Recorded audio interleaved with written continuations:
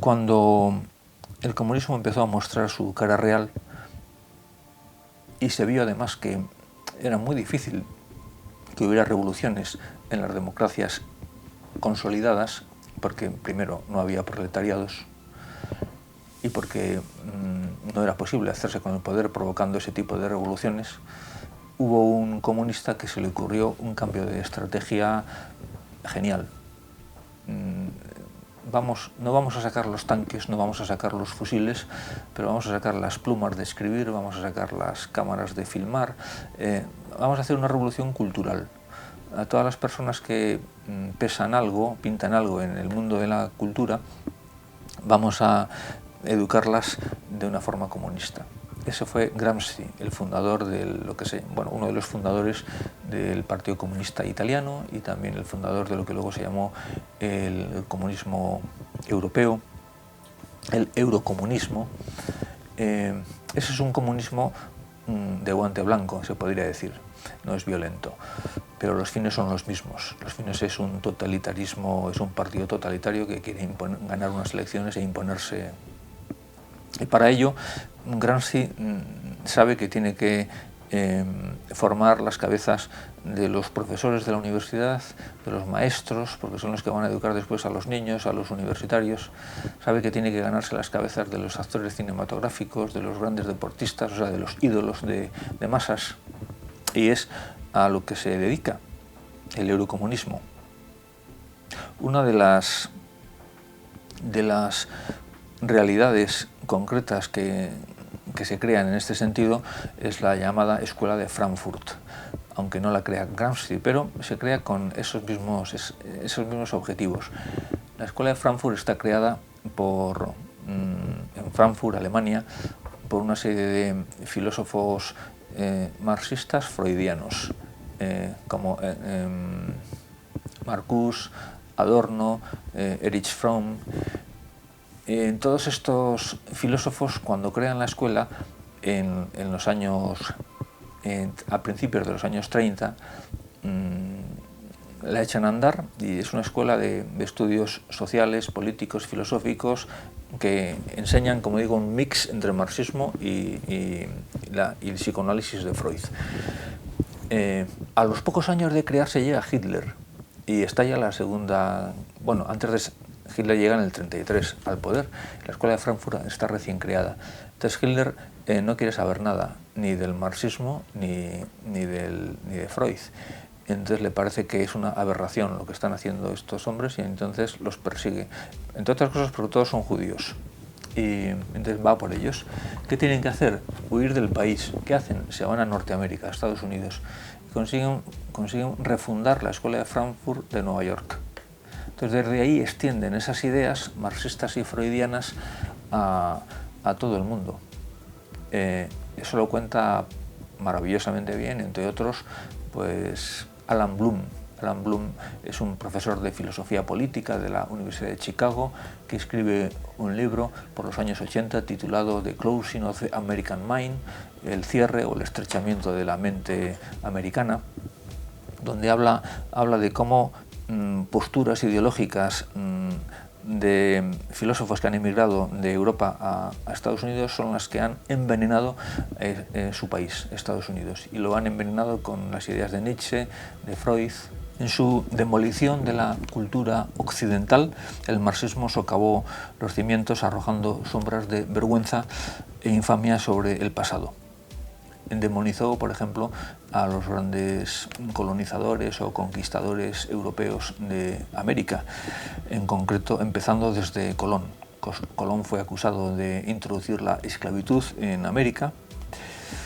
La derrota y conversión de los aztecas se presentó como un exterminio, como un genocidio contra gentes pacíficas, a pesar de que el propio Octavio Paz, mexicano, había dicho que los aztecas fueron la civilización más sanguinaria de la historia, por encima de los propios asirios. Como digo, eso lo dice Octavio Paz.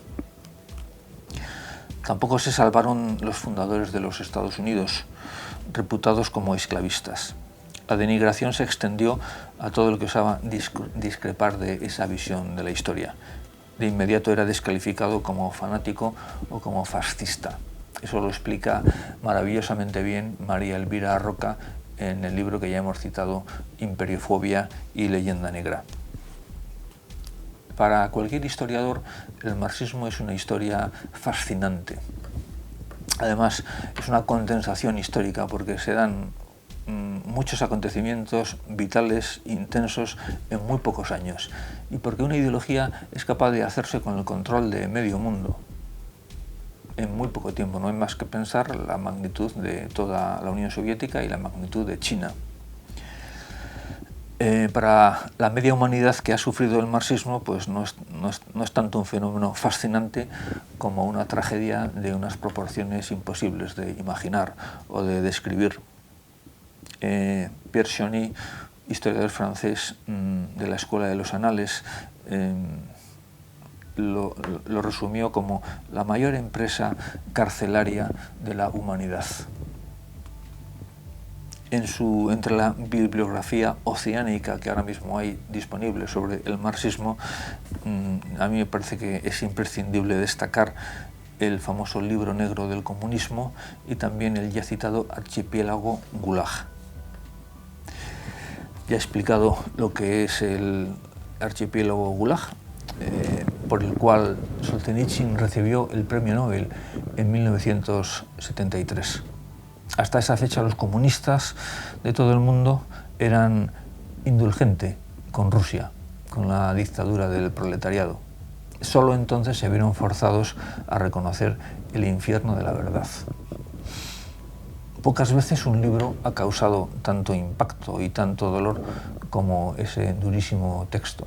Durísimo y precioso texto, porque también es piadoso y también habla del heroísmo y de la grandeza de muchas personas. Se acusó a Solzhenitsyn de contrarrevolucionario, pero en aquel fresco de horrores la sangre estaba fresca. Quienes habían entregado su vida a la causa comunista descubrieron que una policía sanguinaria había sembrado de campos de concentración el paraíso del proletariado. Por las páginas del libro cruzaban caravanas de esclavos, riadas de prisioneros. No solo trotskistas y espías, sino los mejores bolcheviques, los grandes comisarios del propio régimen, los maestros, los soldados, los héroes de guerra. Solzhenitsyn, escribe Raúl del Pozo, un periodista español, con su escritura terrible y hermosa, de honda raíz religiosa, ha hecho más anticomunistas que toda la CIA. Cuando se habla del comunismo no podemos olvidar al comunismo chino. Por lo tanto, no podemos olvidar a Mao. Tras la muerte de Mao, en 1976, mientras la propia cúpula comunista ponía al descubierto el oscuro balance del maoísmo, el Diario del Pueblo pidió disculpas a sus lectores por todas las mentiras y tergiversaciones que publicó en el pasado. En un conocido libro de Simon Leys. Simon Leys es un profesor un catedrático experto en China y que vive o ha vivido durante muchos años en Pekín. En este curioso libro, Breviario de Saberes Inútiles, Simon Leys dice: cuando Mao visitó Moscú en 1957, declaró que no había que tener miedo a una guerra atómica, porque si se producía, solo perecería la mitad de la especie humana. Esta notable afirmación proporcionó una buena muestra de la mente que había de concebir el gran salto adelante y de la revolución cultural. El coste humano de estas aventuras fue abrumador.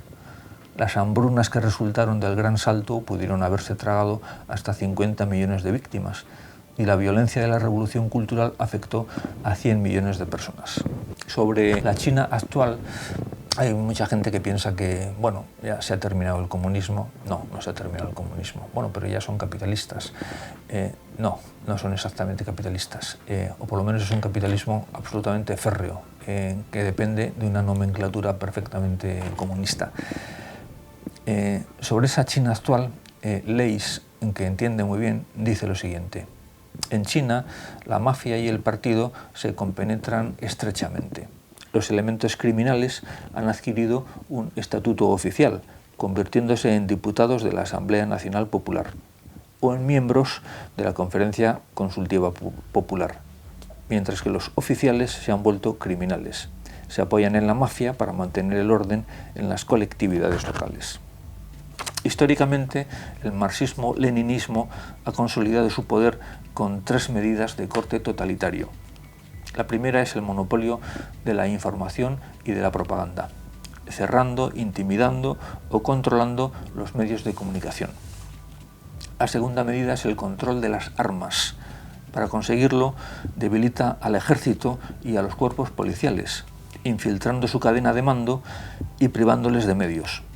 Crea nuevos cuerpos policiales o paramilitares y arma al pueblo para que sus afines se conviertan en milicias organizadas. Eso lo hemos visto también en nuestro país antes de la Guerra Civil.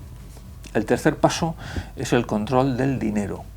Ello exige mandar sobre el Banco Central para poder imprimir moneda y financiar un gasto público desmesurado. También nos suena, ¿verdad?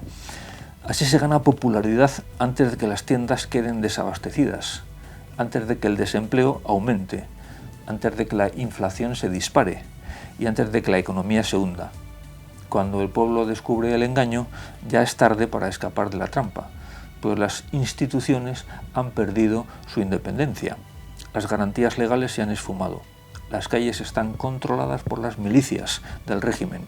Los opositores están amedrentados, encarcelados o en el exilio. Y las votaciones son una farsa.